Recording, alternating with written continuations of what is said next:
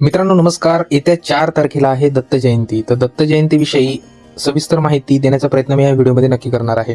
माहितीमध्ये प्रामुख्याने दत्तगुरूंचे कोणते स्तोत्र आपण म्हटले पाहिजे, कोणते मंत्र म्हटले पाहिजे, दत्तगुरूंना आवडता नैवेद्य कोणता आहे किंवा दत्त जयंतीला काय काय गोष्टी आपण केल्या पाहिजे अशी सविस्तर माहिती मी देण्याचा प्रयत्न करणार आहे. व्हिडिओमध्ये पूर्णपणे शेवटपर्यंत तुम्हाला राहायचं आहे. पूर्णपणे सविस्तर माहिती तुम्हाला या व्हिडिओमध्ये मिळणार आहे. मित्रांनो प्रामुख्याने जर कधी तुम्ही आपल्या चॅनलवरती नवीन असाल तर चॅनलला नक्की सबस्क्राईब करा, बेल आयकॉनला प्रेस करा, जेणेकरून नवनवीन व्हिडिओंचे अपडेट, नवनवीन गोष्टींची माहिती ही तुमच्यापर्यंत नक्की पोहोचेल. चला तर मग व्हिडिओला सुरुवात करूया. चला तर मित्रांनो सर्वात पहिले आपण सुरुवात करूया की नैवेद्य नेमकं दत्तप्रभूंना कोणता अर्पण केला पाहिजे. दत्तगुरूंना आवडता नैवेद्य म्हटला म्हणजे घेवड्याची भाजी. प्रामुख्याने घेवड्याच्या भाजीचा नैवेद्यामध्ये त्या ठिकाणी समावेश असावा. पिवळे पदार्थ हे दत्तगुरूंना अतिशय प्रिय आहे, त्यामुळे पिवळ्या पदार्थांचा जास्तीत जास्त त्या ठिकाणी आपण समावेश नैवेद्यामध्ये करावा. त्यानंतर वरणभात, त्यानंतर आपली पोळी तुम्ही त्या ठिकाणी करू शकतात. शिऱ्याचा प्रसाद तुम्ही त्या ठिकाणी करू शकतात. पेढ्यांचा प्रसाद तुम्ही त्या ठिकाणी ठेवू शकतात.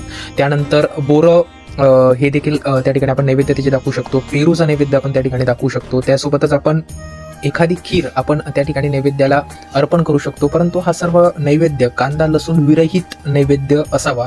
हा नैवेद्य सर्व त्या ठिकाणी पानावरती तुम्हाला, केळीच्या पानावरती तुम्हाला अर्पण करणं गरजेचं आहे. आणि त्यासोबतच जर कधी आपण बघायला गेलं तर ह्या नैवेद्यासोबत जर कधी तुम्ही घेवड्याची भाजी जी करत आहात तर त्या घेवड्याच्या भाजीमध्ये पिवळा पदार्थ काहीतरी त्या ठिकाणी तुम्हाला ऍड करायचा आहे, किंवा तुम्ही हळद सुद्धा त्या ठिकाणी वापरू शकतात. आता प्रामुख्याने याच्यामध्ये तुम्ही अजून काही गोष्टींचा समावेश करू शकतात, जसं काही मसाला भात आपण ज्याला म्हणतो, मसाल्याची खिचडी ज्याला आपण म्हणतो, तर ते पिवळ्या रंगाची मसाल्याची खिचडी, कढी याचा देखील तुम्ही समावेश त्या ठिकाणी नैवेद्यामध्ये करू शकतात. पेढ्यांचा नक्की, पिवळ्या पेढ्यांचा नैवेद्यामध्ये समावेश तुम्ही नक्की करावा. त्यासोबतच आजचा आपला दुसरा पॉईंट आहे तो म्हटला म्हणजे आपण दानधर्म काय केलं पाहिजे. दत्त जयंतीच्या दिवशी जर का तुम्ही दानधर्म करत असाल तर ज्या पण काही निगेटिव्हिटी असते किंवा ज्या पण काही पीडा असतात तर त्या पिढ्यांपासून आपल्याला अचूक नियंत्रण त्या ठिकाणी आपण दानधर्म केल्यानंतर आपल्याला मिळू शकतं. त्याच्यानंतर आपला गुरुग्रह जर कधी पत्रिकेमध्ये कमकुवत असेल तर तो देखील त्या ठिकाणी आपल्याला बळकट बनवण्यासाठी या ठिकाणी आपण दानधर्म केला पाहिजे. आता दानधर्म करावा तर दानधर्म नेमका कोणता करावा जाणून घेऊया. प्रामुख्याने दानधर्मामध्ये पिवळे वस्त्र दान करणं ही फार महत्त्वाची गोष्ट आहे. त्यानंतर गाईला चारा देणं, त्यानंतर आपण काही ठिकाणी ज्या ठिकाणी आपल्याला वाटतं की त्या ठिकाणी काही लोकांना जेवण मिळत नाही आहे तर तुम्ही जेवणाचं देखील, अन्नदान देखील त्या ठिकाणी तुम्ही करू शकतात. तर अशा रीतीने तुम्ही त्या ठिकाणी अन्नदान असेल किंवा गाईला चारा खाऊ घालणं असेल किंवा काहीतरी पिवळे वस्त्र दान करणं असेल तर ह्या गोष्टी तुम्ही दानधर्मामधून केल्या पाहिजे. याचं विशेष महत्त्व दत्त जयंतीला सांगण्यात आलेलं आहे. पुढचा जो पॉईंट आहे आपला की दत्तांचे कोणते स्तोत्र आपण पठण केले पाहिजे किंवा दत्तांचं कोणतं वाचन आपण दत्त जयंतीला केलं पाहिजे.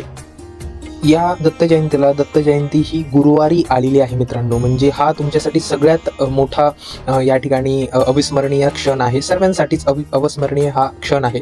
तर प्रामुख्याने दत्तांच्या उपासनेमध्ये त्यांचे स्तोत्र फार महत्त्वाचे मानले जातात. तर नेमके कोणत्या स्तोत्रांचं पठण आपण या ठिकाणी केलं पाहिजे किंवा झालं पाहिजे. तर प्रामुख्याने दत्त 52 ही जर कधी तुम्हाला 108 वेळेस जर कधी म्हणता आली तर अतिउत्तम. तितका वेळ आपल्याकडे जर कधी नसेल तर दत्त माला मंत्र याचं देखील तुम्ही त्या ठिकाणी पठण करू शकतात. आणि दत्तमाला मंत्रानंतर तितका वेळ जर कधी आपल्याला नसेल पठणाचा तर प्रामुख्याने अवधूत चिंतन श्री गुरुदेव दत्त हा जो दत्तप्रिय मंत्र आहे किंवा तारक मंत्र आहे, किंवा दिगंबरा दिगंबरा श्री पाद वल्लभ दिगंबरा, तर हा मंत्राचा देखील तुम्ही 108 वेळा जप त्या ठिकाणी जर कधी केला, मंत्राचा किंवा स्तोत्राचा त्या ठिकाणी पठण जर कधी केलं तर खूप सुंदर तुम्हाला या ठिकाणी याचे रिझल्ट आपल्याला पाहायला मिळतील. तर गुरुवारी दत्त जयंती आल्या कारणाने हा फार महत्त्वाचा दिवस या ठिकाणी मानला जात आहे. तर प्रामुख्याने पुढचा जो आपला पॉईंट आहे, प्रामुख्याने मित्रांनो तुम्हाला जर कधी काही शारीरिक त्रास असेल, काही मानसिक त्रास असेल, काही आर्थिक त्रास असेल, कोणत्याही प्रकारचा त्रास असेल, घरामध्ये अशांतता असेल, घरामध्ये सतत चिडचिड वातावरण असेल, जर कधी घरामध्ये सतत वातावरण हे कोणत्याही क्षणाक्षणावरनं, कोणत्याही गोष्टीवरनं जर कधी चिघळत असेल तर एक उपाय तुम्हाला 52 दिवसासाठी या दत्त जयंती म्हणजे या गुरुवारपासून तुम्हाला एक संकल्प घेऊन हा करायचा आहे. हा इतका प्रभावशाली उपाय आहे मित्रांनो की हा उपाय तुम्ही नक्की करून मला तुम्हाला एकच सांगायचं आहे की तुम्हाला यावरचे जे पण काही अनुभव आलेले असतील तर ते अनुभव फक्त तुम्ही माझ्या कमेंट बॉक्समध्ये मला सांगायचे आहे. आता प्रामुख्याने ते मंत्र कोणते आहे किंवा ते दिव्य तारक मंत्र दत्तांचा कोणता आहे तर मित्रांनो तुम्ही लिहून घ्या. ह्या मंत्राचं जर कधी तुम्ही नियमित संध्याकाळच्या वेळेला देवाजवळ दिवा लावून 2 अगरबत्ती त्या ठिकाणी लावून जर कधी तुम्ही याचा नियमित पठण 52 दिवसाचा संकल्प घेऊन करत असाल तर नक्की तुम्हाला खूप सुंदर पद्धतीमध्ये तुम्हाला तुमच्या प्रॉब्लेममधून बाहेर निघण्यासाठी मदत होणार आहे.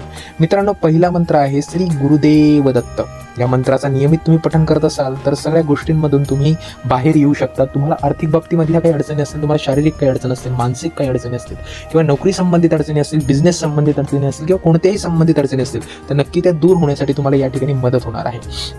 दुसरा तारक मंत्र मित्रांनो असा आहे की ओम द्राम दत्तात्रयाय नमः. या मंत्राचा देखील तुम्ही दररोज जर कधी नियमित पठण केलं तर तुम्हाला चांगल्या पद्धतीमध्ये त्या ठिकाणी हे फायदे दिसायला सुरुवात होतील. तिसरा मंत्र आहे दिगंबरा दिगंबरा श्रीपाद वल्लभ दिगंबरा. तर या देखील मंत्राचं तुम्ही पठण करू शकता. चौथा मंत्र आहे ओम नमो भगवते दत्तात्रयाय नमः.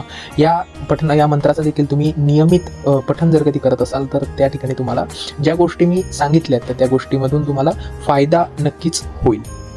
प्रामुख्याने ज्या नैवेद्य आपल्याला दत्तांना दाखवायचं आहे त्यानंतर त्या दिवशी नेमकं दत्त स्तोत्र आपण कसे पठण करायचे आहे, कोणते दत्त मंत्र आपण त्या ठिकाणी पठण करायचे किंवा काय काय गोष्टी नेमक्या दत्त जयंतीच्या दिवशी करायच्या आहे ते आपण या व्हिडिओच्या माध्यमातून सविस्तर आपण तुमच्यासमोर आणण्याचा प्रयत्न केलेला आहे. मित्रांनो, जी पण काही तुम्ही दत्त पठणासाठी पूजा मांडलेली आहे तर त्या पूजेसमोर तुम्ही बसून देखील करू शकतात किंवा दत्त पारायण आपण आपल्या घरी करत नसाल तर त्या ठिकाणी आपल्याकडे दत्तांचा फोटो असेल किंवा देवासमोर बसून देखील ही उपासना हे मंत्र जप आपण त्या ठिकाणी करू शकतात. तर व्हिडिओ जर कधी आपल्याला आवडला असेल तर नक्की व्हिडिओला लाईक करा, चॅनलला सबस्क्राईब करा, बेल आयकॉनला प्रेस करा म्हणजे जेणेकरून नवनवीन व्हिडिओची अपडेट, नवनवीन माहिती आपल्यापर्यंत लगेच पोहोचेल. प्रसाद राजहंस ॲस्ट्रॉलॉजी न्यूमरोलॉजी. धन्यवाद.